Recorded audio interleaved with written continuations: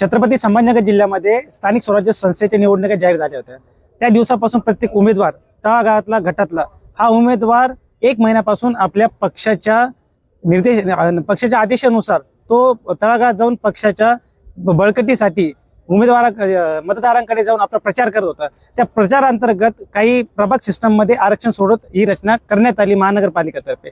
आरक्षण सोडत झाल्यानंतर काही उमेदवारांनी त्यांचे ताकदीचे बळ ओपन, ओबीसी, एसटी, एससी या उमेदवारांनी ताकदीच्या स्वबळावरती पक्षाच्या आदेशानुसार त्यांनी जनतेपर्यंत जाऊन आपल्या पक्षाचं काम करण्याचा प्रयत्न केला आणि स्वतःची उमेदवारी जाहीर न झाल्यानंतरही तळागाळात जाऊन उमेदवारांना विनंती केली की आम्ही या पक्षाकडनं उमेदवारी घेणार आहोत, आम्ही निवडणूक लढणार आहोत। परंतु काही दिवसांपूर्वी छत्रपती संभाजीनगर जिल्ह्यामध्ये शिवसेना भाजप यांची युती नाही झाली।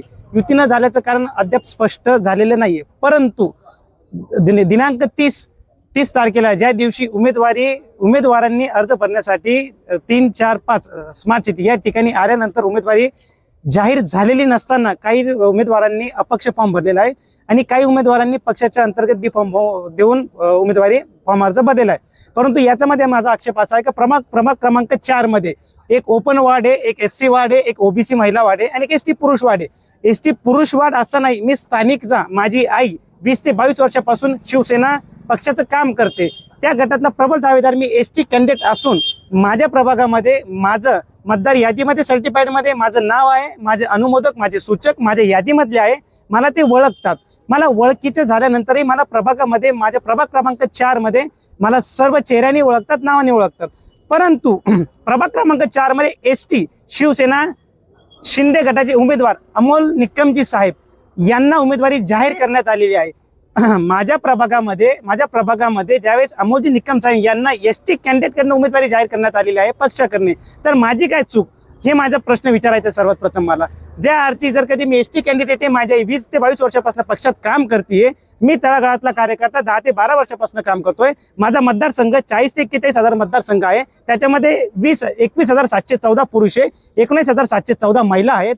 एवढा तळागाळातला दाट अभ्यास आणि तळागाळात जाऊन माझा सर्वे करूनही मला 2 वाजेपर्यंत सांगण्यात आलं की तुला बी फॉर्म भेटणार आहे। 2 वाजेनंतर मला धावण्याचा प्रयत्न आला, माझ्या आईच्या डोळ्यात अश्रू निघले।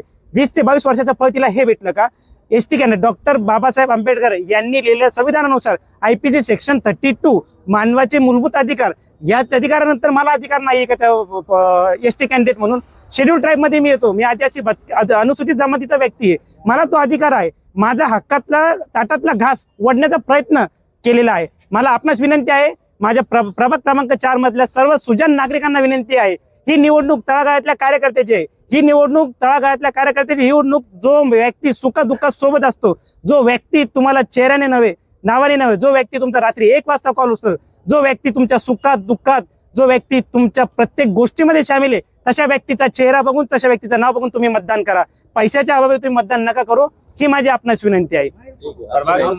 माझं नाव आकाश सुनील कुमार ठाकूर, माझं नाव आकाश वनिता सुनील कुमार ठाकूर, प्रभाग क्रमांक 4 अनुसूचित जमाती, मी अपक्ष उमेदवार म्हणून फॉर्म भरलेला आहे। धन्यवाद।